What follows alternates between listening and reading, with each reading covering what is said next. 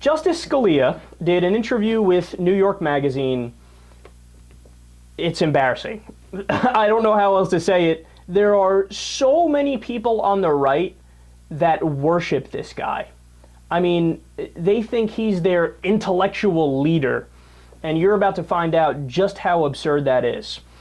When he was asked the question, what's your media diet? Where do you get your news? He says, well, we get newspapers in the morning. I usually skim them. We just get the Wall Street Journal and the Washington Times. Now, let me stop there. Those are two of the worst newspapers in the country. No exaggeration. The Wall Street Journal, you can make an argument for their news section is fine, but the op-ed section is comical. Like, the people, they have stupid, borderline fascist articles. So he gets that paper and the Washington Times, which is a joke, which is just kind of like WorldNet Daily online. It's just a crazy far-right publication. He says, we used to get the Washington Post, but it went too far for me. I couldn't handle it anymore. Then he goes on to say how they are, quote, shrilly liberal. So he's admitting, I like conservative bias. And then they ask, do you look at anything online? He said, I get most of my news, probably, driving back and forth to work on the radio. The interviewer asks, NPR? He says, sometimes NPR, but not usually. So he's trying to dance around the question. Then they ask, talk guys? He says, talk guys, usually. Now what does that mean? They go on to clarify, he indeed is talking about right-wing talk radio. One of the justices on the Supreme Court, who probably has the most sway because he's the most vocal, is a Rush Limbaugh listener. He says he gets his news from Rush Limbaugh. That's beyond depressing, man. And that is so pathetic. The interviewer tries to change topics. He says, can we talk about your drafting process? And then Scalia whispers, I even believe in the devil. Interviewer says, you do? Of course! Yeah, he's a real person. Hey, come on, that's standard Catholic doctrine. Every Catholic believes that. Interviewer, every Catholic believes this? There's a wide variety of Catholics out there. If you are faithful to Catholic dogma, that is certainly a large part of it, says Scalia. The interviewer asks, have you ever seen evidence of the devil lately? And then Scalia actually goes on to try to explain in detail, quote, you know, it is curious. In the Gospels, the devil is doing all sorts of things. He's making pigs run off cliffs. He's possessing people and whatnot. And that doesn't happen very much anymore. It's because he's smart. What he's doing now is getting people not to believe in him or in God. He's much more successful that way. This guy is serious. Like, he thinks all this is like reality, right? Interviewer says, that has really painful implications for atheists. Are you sure that's the devil's work? He goes, I didn't say atheists are the devil's work. Well, you're saying the devil is persuading people to not believe in God. Couldn't there be other reasons to not believe? Well, there certainly can be other reasons, but it certainly favors the devil's desires. I mean, come on. That's the explanation for why there's not demonic possession all over the place. That always puzzled me. What happened to the devil, you know? He used to be all over the place. He used to be all over the New Testament. And now the interviewer's like freaked out. He's like, right. Scalia says, what happened to him? He just got wilier. Interviewer asks, isn't it terribly frightening to believe in the devil? Scalia says, I love this part. You're looking at me as though I'm weird. Oh no, you're not weird at all, believing in a childhood fairy tale. My God, are you so out of touch with most of America? Here comes the, how dare you persecute my religion. Most of America believes in the devil. I mean, Jesus Christ believed in the devil. It's in the Gospels. You travel in circles that are so removed from mainstream America that you are appalled that anybody would believe in the devil. Most of mankind has believed in the devil for all of history. Many more intelligent people than you or me have believed in the devil.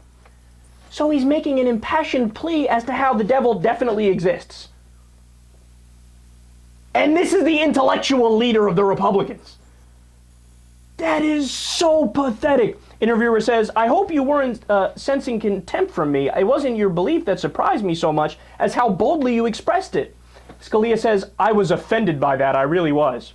So understand all the multiple ironies here. He's an intellectual, but he's going on about nonsense that nobody could know if there's a heaven or a hell or a God or not or whatever, right? He's pretending to know factually.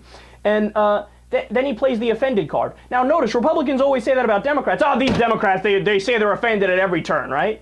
We're not like that. It's projection. They are like that. So unless you accept everything Scalia says about the devil existing, well then, oh my, you're an anti-Christian bigot, and why are you pressing him on his beliefs? I guess that it's offensive how you're treating him. Because he doesn't believe you're garbage? Oh my God, this... Now, as if all that's not bad enough, you ready? I saved the two most maddening parts for last. Scalia believes that a law permitting flogging, you know, what is that? I think it's hitting people, right? He says that would be constitutional, like an actual punishment being fucking hitting people. He says, quote, yes, if a state enacted a law permitting flogging, it is immensely stupid, but it is but it is not unconstitutional. By the way, herein lies the idiocy of Scalia's belief system. He says, I'm a strict constructionist and a textualist. You know what that means? He looks at the Constitution and says, whatever the founders believed and whatever the literal text says, that's all you can say about the Constitution. That's how you have to interpret it, right? But here's a guy who looks at the Eighth Amendment that bans cruel and unusual punishment. And then hears about, is flogging unconstitutional? He goes, no, of course not. But the Eighth Amendment bans cruel and unusual punishment. By definition, that's unusual because nobody fucking flogs anymore. And you're going to argue flogging somebody isn't cruel? Then what the fuck does the word cruel mean, right? You know, no, it's not unconstitutional. So this guy is a massive fraud and a joke. How can you say flogging is constitutional when we have the Eighth Amendment? But no, he's like, well, the founders didn't intend it, then because Scalia can read their minds. I don't know if you know that. And by the way, even if you can read their minds, it doesn't mean that they were right about everything. It doesn't mean that in the writings that they make for the Constitution that they can't contradict themselves in their belief system. It's like saying we want equality, but we're also slave owners. Well, then the founders fucking contradicted themselves. This isn't that hard stuff, but he's an idiot. Now, last point, they asked the question, 50 years from now, which decisions in your tenure do you think will be heroic? He says, heroic is probably the wrong word. I mean, the most heroic opinion, maybe, the only heroic opinion I ever issued was my statement refusing to recuse myself. And then the interviewer asks, from the case involving Vice President Cheney, with whom you'd gone hunting? And Scalia says, I thought that took some guts. Most of my opinions don't take guts, they take smarts.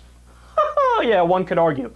But not courage, and I was proud of that. I did the right thing, and it let me in for a lot of criticism, and it was the right thing to do, and I was proud of that. So that's the only heroic thing I've done. Now, let me give you some context on that. He's saying my best decision, my most heroic decision was to not recuse myself from a case involving Dick Cheney. So what are the specifics on that? Well, Scalia went duck hunting with Vice President Dick Cheney in January in, I believe it was 03 or 04, just weeks after the Supreme Court accepted an important case involving Dick Cheney. So they accept the case, and then he goes hunting with him. So they know that the case is going to be in front of the court, and then he goes hunting with him. It wasn't before, it was after they accepted the case. That's not it. Cheney also paid for his fucking airfare to get there. Now, you're supposed to recuse yourself if there's some sort of conflict of interest. In fact, the law says that a federal judge must recuse himself in proceedings where his, quote, impartiality might be questioned. So not only if there's an actual bias and an actual conflict of interest does a judge have to recuse himself, no, it's also if there's just the appearance of a bias. And Scalia says there's not even an appearance of a bias given those facts? And then he says it's my most heroic decision. There's no two ways about it. The guy is stupid. He's an idiot. He's a moron. He's a clown.